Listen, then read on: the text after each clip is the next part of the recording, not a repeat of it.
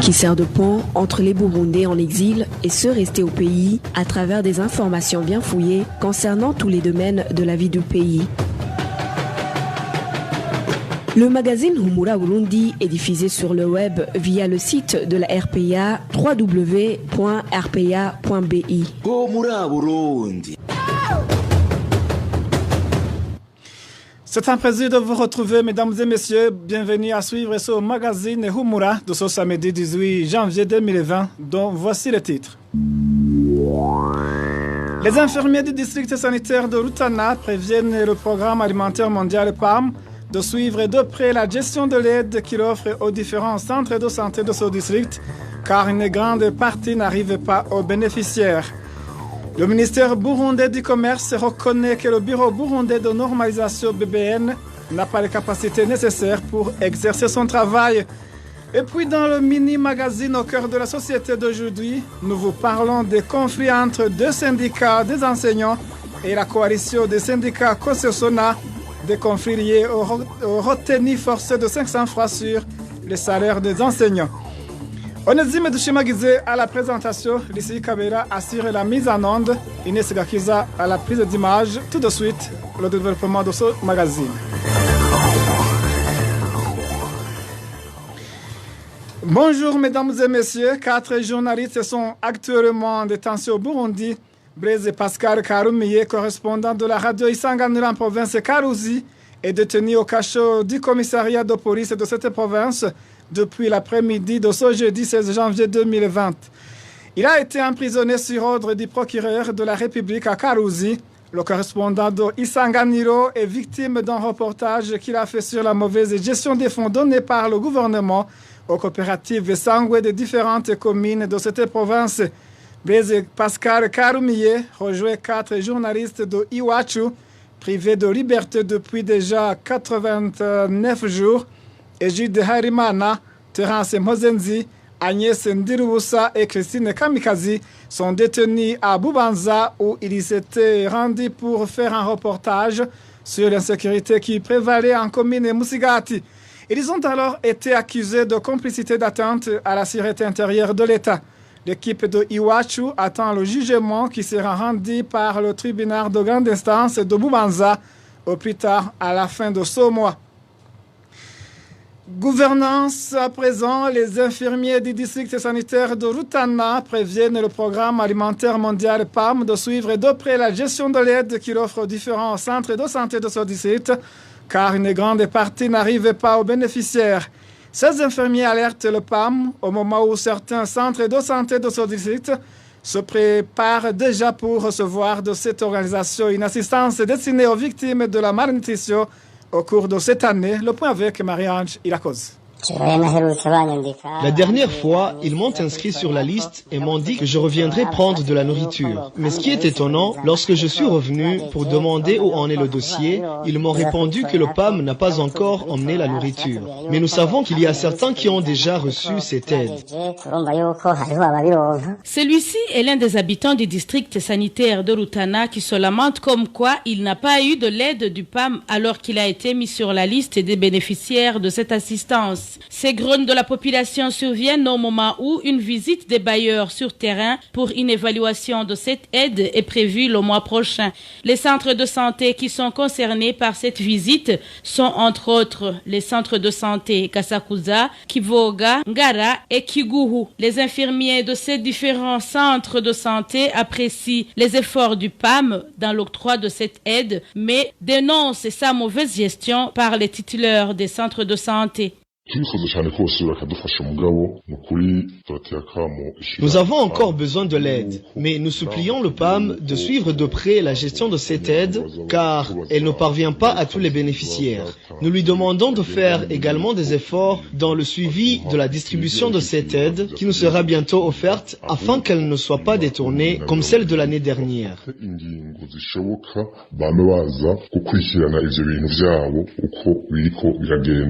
Ces infirmiers indiquent qu'une grande partie de cette aide n'arrive jamais aux bénéficiaires car elle est vendue par les titulaires. L'un de ces infirmières nous raconte comment les mêmes titulaires essaient de cacher ces détournements dans les rapports qu'ils envoient aux bailleurs. Nous les enregistrons sur les listes des malades qui doivent bénéficier de cette aide. Mais lorsque l'aide arrive dans les centres de santé, nos titulaires les prennent et les revendent. Ce n'est plus en secret, tout le monde le sait. Tu poses la question de savoir si nous faisons des rapports. Oui, nous faisons des rapports, mais qui sont de faux rapports. Les noms qui sont mentionnés dans ces rapports sont des noms imaginaires. Il y a peu de gens qui bénéficient de cette aide parmi les malades inscrits sur les listes des bénéficiaires. Les titulaires de certains centres de santé, dont les centres de santé Gasakuza, Ngara et Kivoga, sont cités ces derniers jours dans des actes de malversation et de détournement de fonds des centres de santé dont ils sont responsables. Gouvernance toujours, les dirigeants n'ont aucune préoccupation en ce qui concerne la prévention des catastrophes naturelles. Par contre, ils sont illustrés par la malversation. Propos de Grabier Rufsiri, président de l'Observatoire de lutte contre la corruption et malversation économique, Oricom. Effectivement, l'Oricom voit que les problèmes en rapport avec les catastrophes naturelles au Burundi, ce sont des problèmes qui sont tellement négligés. Je voudrais vous rappeler l'incendie de beaucoup de marchés, y compris le marché central de Bujumbura, qui a été incendié en 2013. Vous vous souvenez des inondations et des boulements de terre à Gatunguru, et récemment à Chibitoki et Charama et ailleurs, où des vies humaines et de biens ont été emportés par les pluies torrentielles. Donc pour nous, nous voyons que la culture de prévention des catastrophes naturelles au Burundi n'est pas vraiment une culture qui se trouve chez nos bergers. Le gouvernement, au lieu de chercher beaucoup d'argent, plutôt il le fait, par exemple les élections sont considérées comme les catastrophes naturelles au Burundi parce qu'ils recouvrent de l'argent sans passer par les canaux officiels. Donc, par exemple, il n'est pas normal que jusqu'à aujourd'hui, il n'y a pas eu de prévention des marchés en achetant des véhicules appropriés, mais aussi du matériel comme les extincteurs. Ce patron de l'Oricom lance un appel vibrant aux candidats aux élections de 2020 d'élaborer un plan clair visant à prévenir le pays contre les catastrophes naturelles. Pour que il y ait des programmes clairs en matière de prévention des catastrophes naturelles, que ce soit pour les incendies, que ce soit pour les inondations ou autres. Donc pour nous, il est plus qu'urgent que les politiciens qui vont aller dans les élections de 2020, de mai 2020, de faire des projections et mettre dans les programmes des programmes clairs en matière de prévention des catastrophes naturelles. Je vous remercie. Retrouvez les différentes productions de la RPA sur Facebook, YouTube, Twitter et sur www.rpa.bi.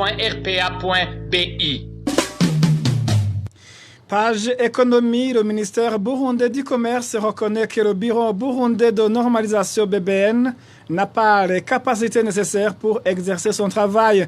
C'est du moins la déclaration du ministre Jean-Marie Nyokindi au moment où ce vendredi il dressait les réalisations de son ministère durant les 6 premiers mois de l'année budgétaire 2019-2020.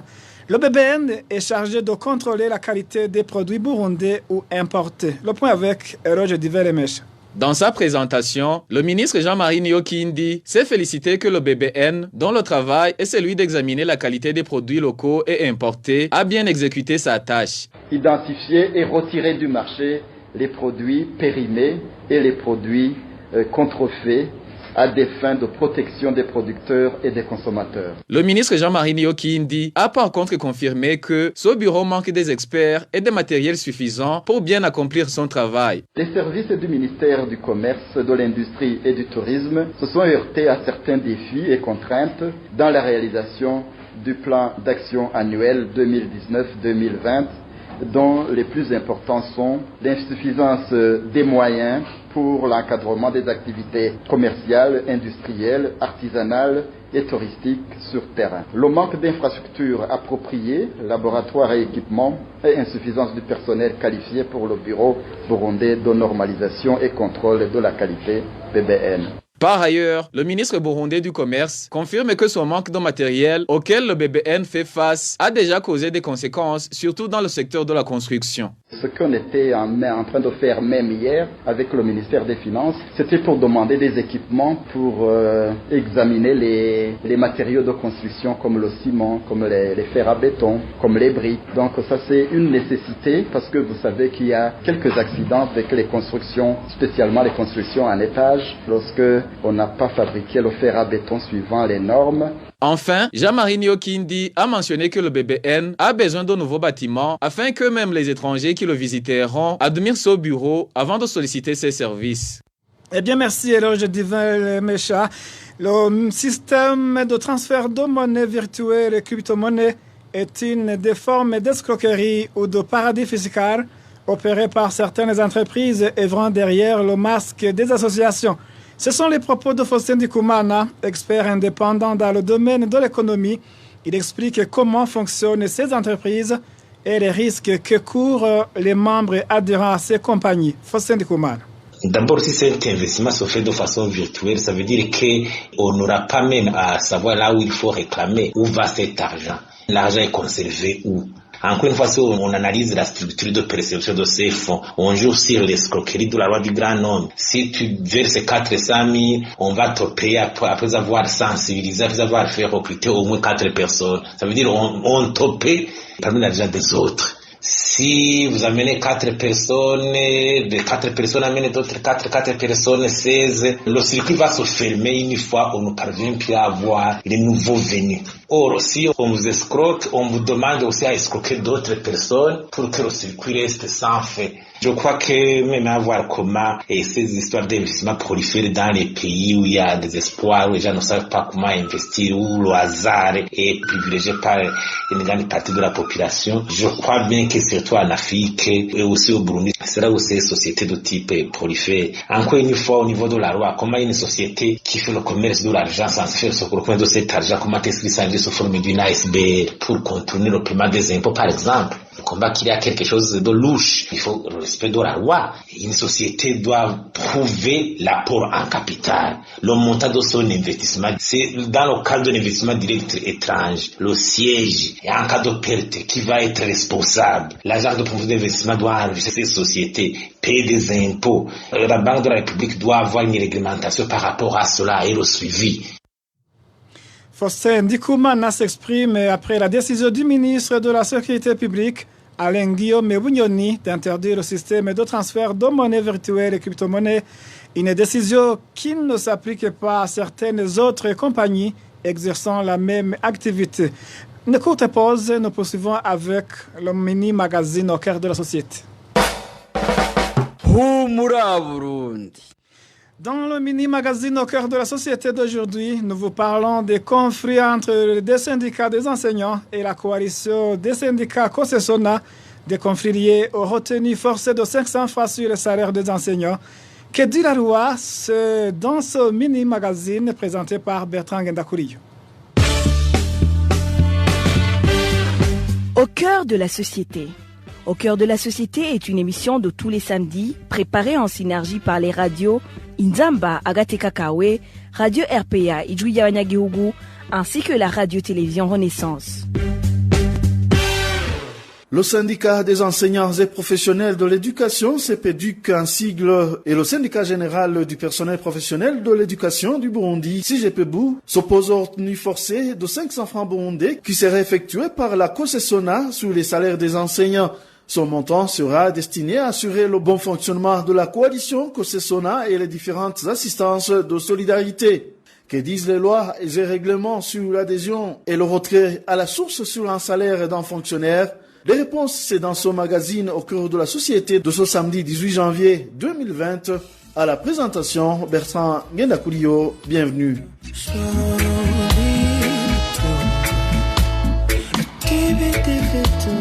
Les syndicats CPEDUC et CGPBU ainsi que certains enseignants non favorables aux retenues forcées qui sera bientôt opérée par la COSESONA qualifient cette opération de spoliation.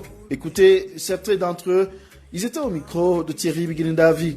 Nous avons été choqués de constater en fait qu'on prévoit de percevoir encore 500. C'est-à-dire en fait la faute incombe à qui? La faute incombe d'abord aux enseignants qui sont inactifs. Nous sommes nombreux, c'est vrai, et ils veulent profiter de ce nombre. Et la deuxième faute, ce sont les syndicats qui nous engagent alors qu'ils ne nous ont pas consultés. Troisième faute, c'est l'administration de la fonction publique qui accepte qu'on puisse percevoir de l'argent sur des comptes des gens sans le consentement. Il y a lieu que chaque enseignant puisse se dire qu'il y a un sur roche derrière la naissance de cette coalition. J'ose dire que cela n'a aucun but d'apporter du bien aux enseignants, surtout qu'il n'y a pas eu concertation préalable lors de sa création. Car, comme le disait le Mahatma Gandhi, tout ce que vous faites pour moi, sans moi, vous le faites contre moi. Nous ne voulons pas qu'ils continuent à retirer de l'argent sur nos comptes, car nous ne leur avons pas donné de procuration. Ils ont d'abord retiré 4 000 francs, ensuite 5 000 francs, et nous n'avons pas réagi. Mais il faut qu'ils sachent qu'ils en seront responsables. Chaque mois, un montant de plus de 40 millions de francs burundais sera versé sur le compte de la COSESONA.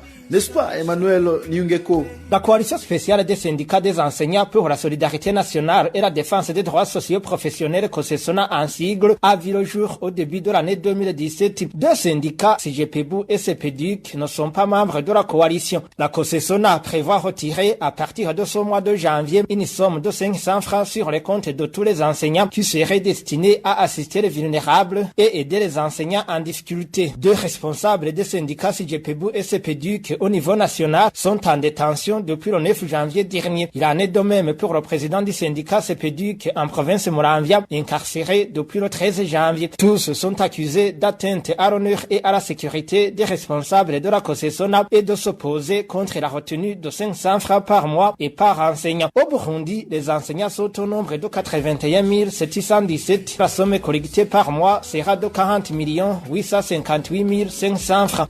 Jean Bosco Nizimbere fut membre du syndicat CONAPES. Quelle est la procédure normale pour l'adhésion d'un membre dans un syndicat ou dans une coalition de syndicats? L'adhésion à un syndicat ou bien une association est volontaire mais pas obligatoire. Donc, aucun enseignant n'est obligé d'adhérer forcément à un syndicat. Pour ceux qui ont déjà choisi d'adhérer à tel ou tel autre syndicat, ils donnent des contributions quand même pour assurer le fonctionnement. Mais si les syndicats adoptent de créer une coalition, c'est pas les membres de ces syndicats qui devraient participer dans la contribution des frais de fonctionnement de cette coalition. C'est plutôt les sous qui sont déjà dans la caisse de ces syndicats où ils devraient prélever une partie pour aller assurer le fonctionnement de la coalition.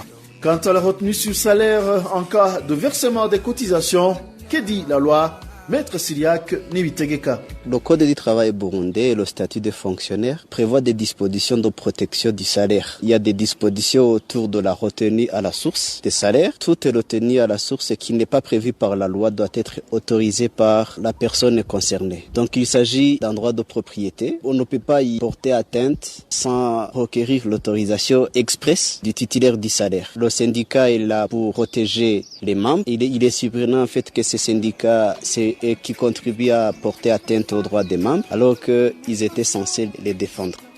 Avant de clore son mini-magazine, l'on peut retenir que personne n'a le droit de toucher sur le salaire de quelqu'un sans son aval. Ni l'employeur, ni le syndicat n'y est autorisé. C'était le mini-magazine au cœur de la société. Bertrand Ndakurio vous le présentez. À samedi prochain pour un autre mini-magazine. Bon week-end à tous. C'était l'émission Au cœur de la société.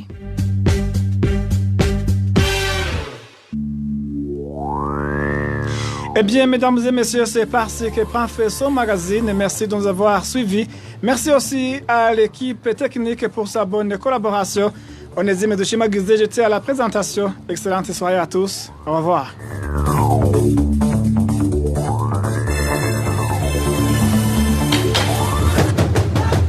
C'était le magazine Humura Burundi. Un magazine campant pour relier les Burundais en exil et ceux toujours au pays à travers une information de qualité.